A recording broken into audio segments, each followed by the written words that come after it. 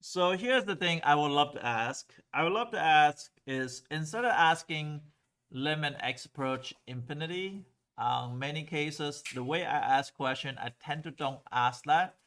I tend to ask a one higher level, which is I usually ask where the horizontal asymptote is.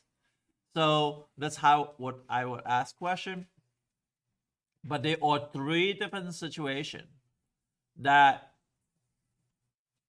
overall there's a three different situation for us in terms of rational function goes. But there are three special cases. We're gonna talk about special cases today. Um, Yesterday we talked about if numerator is less degree than denominator, it's going to go to 0. If the same degree, it's going to go to the coefficient. If numerator degree is higher, it's going to go to infinite or negative infinity. Depends on the situation. However, that some of you guys just memorize from a Shapiro from pre-calc status, like to just memorize that. But you're supposed to divide it by highest degree of the denominator. And that's how you suppose see it. But it's really easier to see it pre-calc way. But I want you to see it in terms of calculus way as well. Because calculus today is going to put different impact on certain situations, especially those three cases. So let's review yesterday the case. Let's just say if the simple case is if I have 3x squared minus 1 over 4x to the third minus 2, well, you guys know this one's going to go to 0. But why do they go to 0? You divide it by highest degree of the denominator, right? Mr. Yang, can you like expand that please? I'm sorry. Thank you. Let me know. Yes, of course. And then 4x cubed over x cubed minus 2 over x cubed. Even though that you know that it's going to 0, but how did it go to 0? That's something I'm gonna say is very important. Because limit x approach infinity in this case, the top part is gonna go to 0 minus 0 over 4 minus 0. So that's why it's 0 over 4. Now, if same thing over, you did it in, if it's to the third power, then you will find out it's 3 over 4. Now, if numerator degree is the fourth degree, then you go to infinite. So let's try one with that. So limit x approach infinity on 3x to the fourth minus 1 over 4x to the third minus 2. Because you divide by highest degree of the denominator, it's limit x approach infinity of 3x to the fourth over x to the third minus 1 over x to the third over 4x to the third over x to the third minus 2 over x to the third. This case is going to give you 3x minus 1 over x to the third. And this is 4 minus 2 over x to the third when limit x approach infinity. And that's going to give you 3 times infinity. Minus 0 over 4 minus 0. So it'll be 3 infinity by 4. So the answer is going to be infinity. Now, in terms of horizontal asymptote, that means no horizontal asymptote.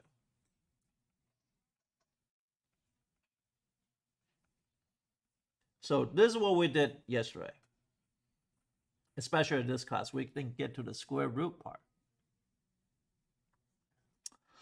Now today, we're going to study a 3 special case of this section. And this 3 special case is always on the AP exam. The second case is not happen often. I wish they do more, is the second case. But we're going to talk about first case is going to be, hey, that's fine. Horizontal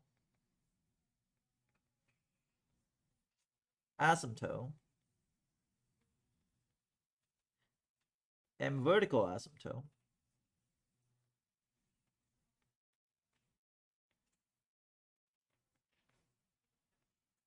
of the functions.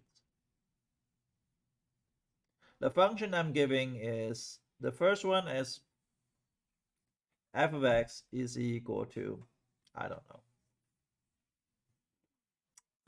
square root of 9x squared plus 4 over 4x minus 3, something something like that. The second case I'm going to give you is absolute value of x over 3x minus 1. C is going to be the most lovely case, e to the x plus 2 over 2 minus 4 e to the x.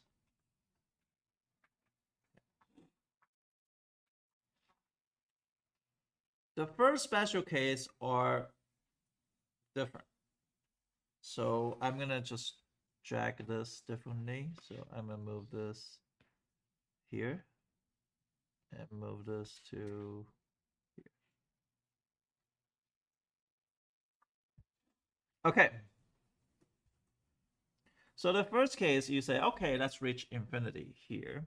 Because I want to find horizontal asymptote, I'm going to reach infinity. So it's limits as x approach infinity of 9x squared plus 4 over 4x minus 3. If I want to find horizontal asymptote, I also have to reach negative infinity of square root 9x squared plus 4 over 4x minus 3. If I reach infinity, what's the highest degree of denominator in this case? Huh? Just x. Now, I'm going to divide it by the top and bottom by x. But the problem is inside the square root is not really x. I'm going to divide this by x. I'm going to divide this by x. But what do? I divide here? Why x squared? Because if it's in like a square root, it would technically be like x. If that makes sense. Right. So if square root x squared is x. So therefore, if you realize it's going to be limits x approach infinity of 9 minus 4 over x squared over 4 minus 3 over x. Now this part is going to go to 0, this part is going to go to 0, so it'd be square root of 9 over 4, which is equal to 3 over 4.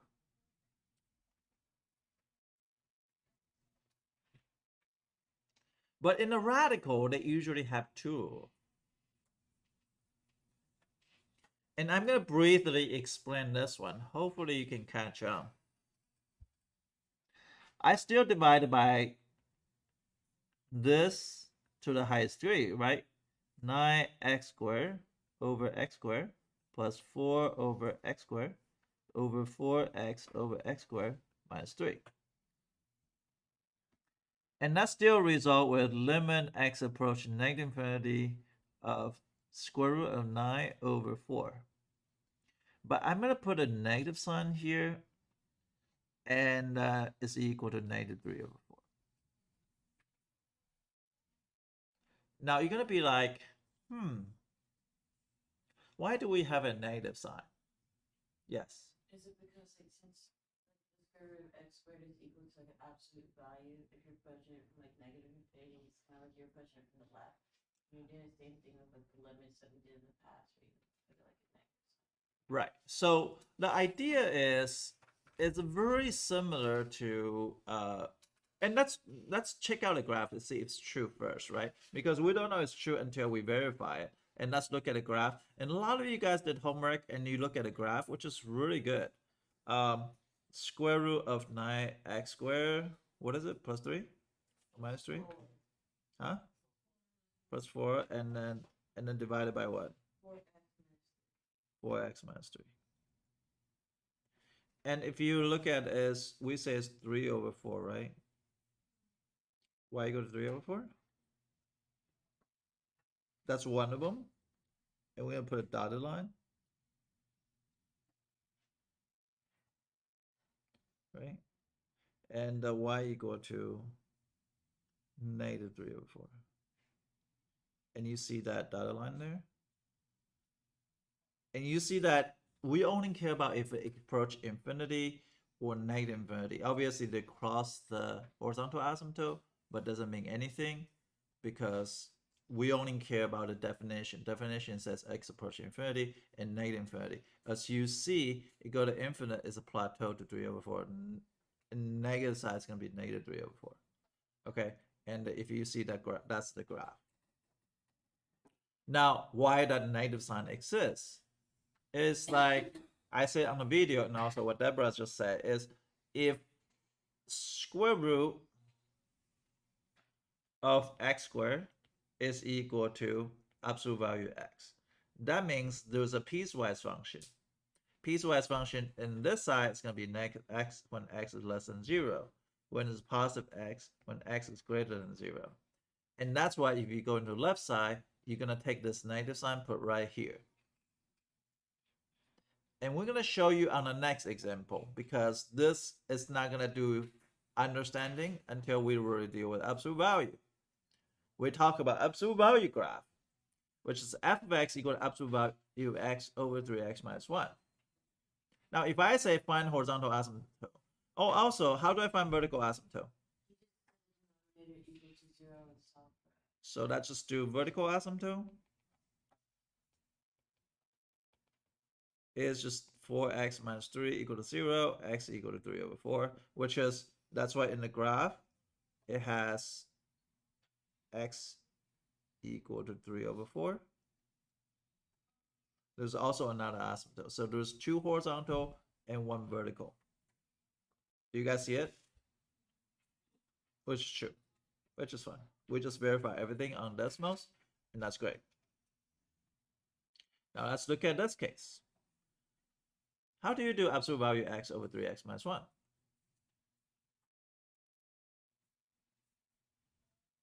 Do you like split it? Yes, split what? Split it into f of x equals negative x over 3x minus 1 and x over 3x minus 1. Yep. So x approach to negative infinity, I'm going to use the negative x over 3x minus 1. And limit x approach to positive infinity is going to be what? X over 3x minus 1. So eventually you divide by highest to denominator, is this part is going to give you 1/3, this one's going to be 1/3.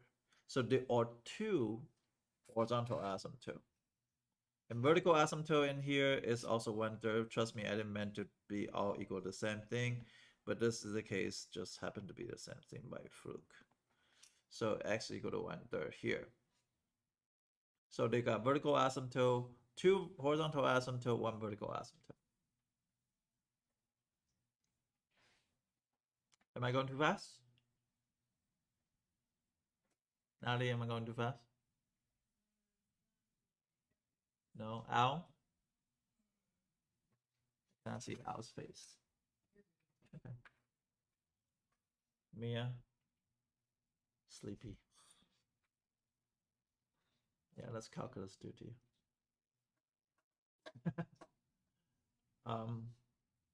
You gotta be like Edison, always like, I don't know how you have so much energy. Like you always like, I walk into your classroom and it's just, I swear to God, I'm not like this normally, but for some reason the energy in here is just so good. okay, good. You're like very bouncy. You can jump up and down. I think it's the math. It's the math. Okay. Now, this is a cool question.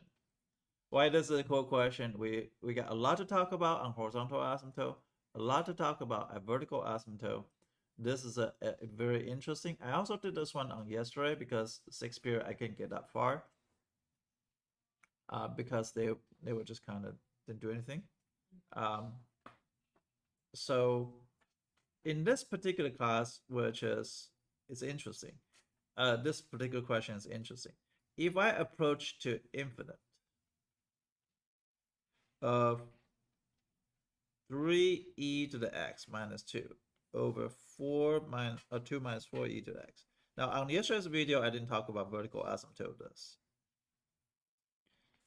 And we're going to talk about that last. And we're going to do negative infinity 3e to the x plus 2 over 2 minus 4e to the x.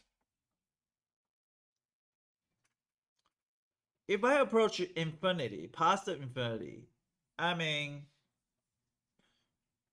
if I really want to do like this, you can see it 3e to the infinity minus 2 over 2 minus 4 to the e to the infinity. You see this 2 and this 2 are insignificant compared to something to the power of infinity, right? So basically the fight is between this guy and this guy, and see what happens. But it turns out we can divide it by highest degree on denominator. Even you plug in, you will figure out what happened. So 3e to the x over e to the x minus 2 over e to the x, because the highest degree is that way.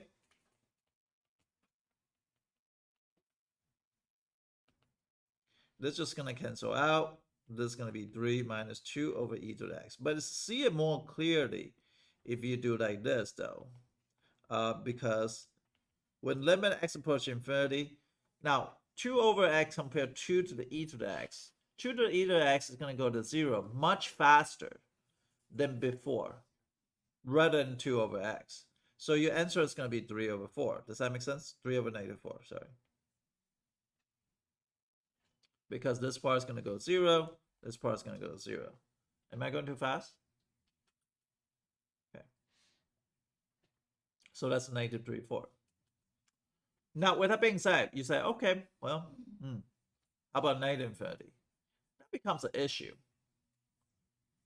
Because 1 over x, if you go to negative infinity, it still go to 0. Let's just go to 0. Yeah, so I hear you need to know what the e to the x graph. I remember I told you one thing on the first summer packet I asked you to do. One of the things I required you to know is knowing the e to the x graph. Do you remember that? I said, please memorize e to the x graph. E to the x graph is it's going to go e to the 0. E to the 0 is 1. It's called exponential graph curve. And it looks like this. This is a y equal to e to the x. And there is an asymptote right here. And that's e to the x.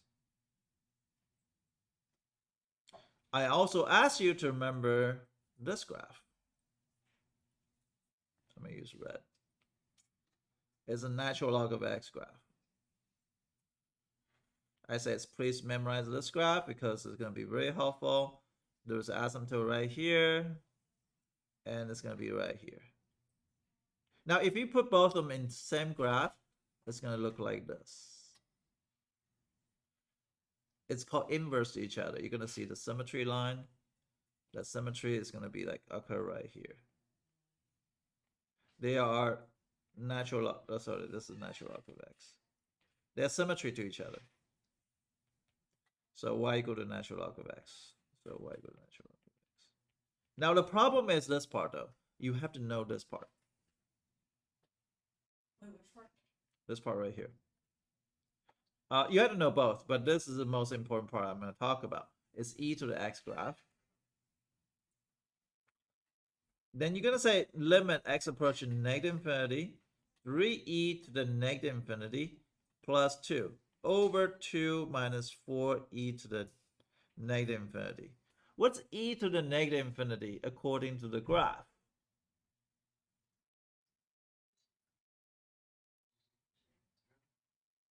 It's going to a what?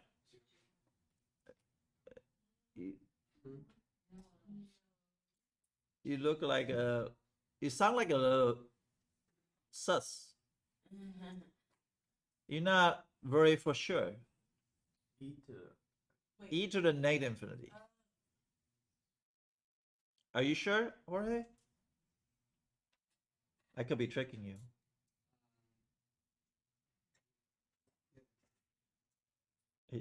You gotta sound sure, or Yeah. Say yes. Yeah. It's not a big deal. Just say yes. Yes, Mr. Ye. yeah, yes, No. He thinks it's yeah. He thinks it's 0. That's all you have to do. You cannot be not sure. It's the graph is going toward 0. This graph is going toward, it's a plateau into 0. So therefore, it's really easy. 3 times 0 plus 2 over 2 minus 4 times 0. So the answer is just 2 over 2, which is equal to 1. Which is there was 2 horizontal asymptote. This case, what different number than before? That's what I love about this question. It has different number. Not only I love this question, I also love the vertical asymptote part. If you guys remember vertical asymptote, so vertical asymptote, if you don't remember how to find vertical asymptote, I'm going to remind you that after cancel, because sometimes you have canceling happen, but after cancel factor, the remaining denominator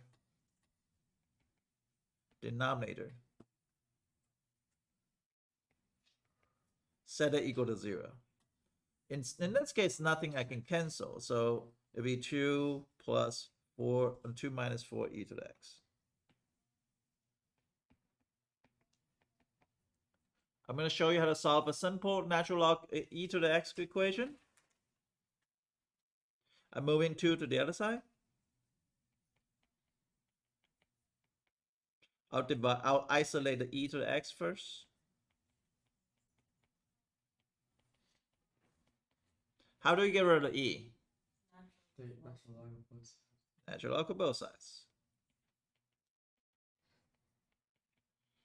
And natural log of e cancel out. You got x equal to natural log of 1/2. Now, sometimes on your AP exam, you don't see natural log of 1/2 as a choice. Sometimes.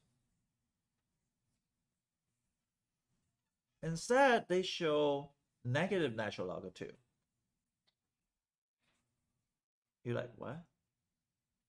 They have natural log of 1/2, natural log of 2, negative natural log of 2, natural log of negative 2, and you have all those 4 choices. You got to pick the right one. They all sound very familiar, right? So you say, okay, well, according to the rules, let me review the rule for you. M plus natural log of n is equal to natural log of m times n. Natural log of m minus natural log of n is equal to natural log of m over n, parenthesis. This is a parenthesis. Natural log of m,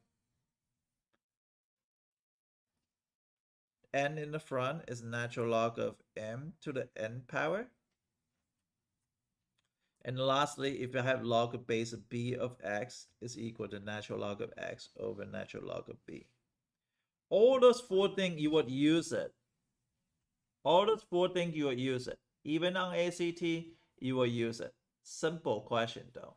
On ACT, it only takes 10 seconds to do this question. Those questions are easier than elimination question, believe it or not. They are so easy to do, you just have to be able to convert. One other things I want to be able to do is, I'm going to talk about this. Log 2 to the 8 is equal to 3. You can change this to exponential form by drawing a heart. Start with a base, draw a heart sideways. So that is going to be 2 to the 3rd power is 8. Or you can start with a base, draw a heart. It's going to be log base 2 of 8 is equal to 3. So make sure you can convert together. On ACT, it'll be a simple question like this. I'll show you in a second if I have time, but it'll be a question like this. Now, what happened? Natural log of 1/2 is not one of the answer, because natural log of 1/2 is equal to natural log of 1 minus natural log of 2. What's the natural log of 1? Well, go back to look at the graph. What's natural log of 1? Natural log of 1 is 0. Therefore, it's negative natural log of 2. And final answer, it'd be this one or this one, but not both coexist. Either one or another, you understand, they can change. Okay? And that could be involved with cosine, could be involved with sine, because later on you could take a derivative of tangent. Oh, hold on a second. Integration of like the trig equations is going to involve those too. So make sure you understand this part. Does that make sense? How to find vertical asymptote, horizontal asymptote on all of them? Or should I give you a practice question? Practice. Okay. Okay, so I want to find all asymptote, right? So first of all, let's say 3 absolute value of x over 6x minus 1. I want to find all kind of asymptote, which is vertical and horizontal. So that's A. B, I want you to find f of x equal to 6e to the x minus 1 over 3 minus 12e to the x.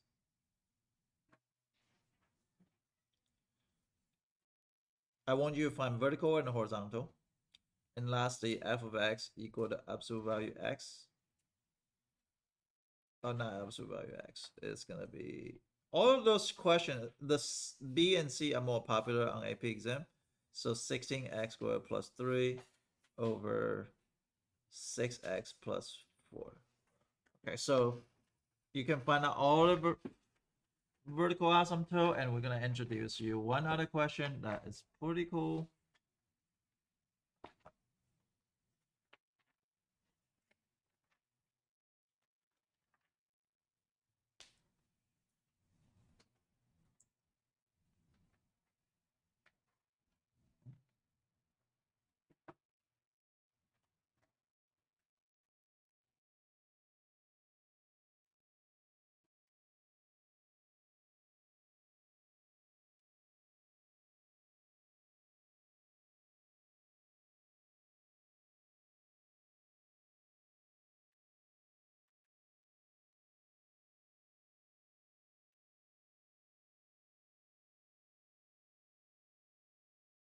We're going to end like... Find all asymptote, vertical and horizontal. Horizontal can have as much as 2. Vertical can have as many as you want, actually. Because if you think about tangent has infinite amount of vertical asymptote, or secant has infinite amount of vertical asymptote. But horizontal asymptote can only have 2. Can you tell me the reason why?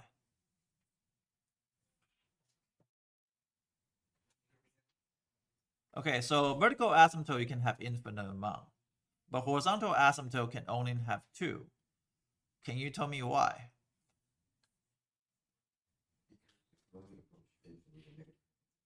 Yep. So that's why you can only have maximum 2. You can have 1, you can have none, but maximum is 2.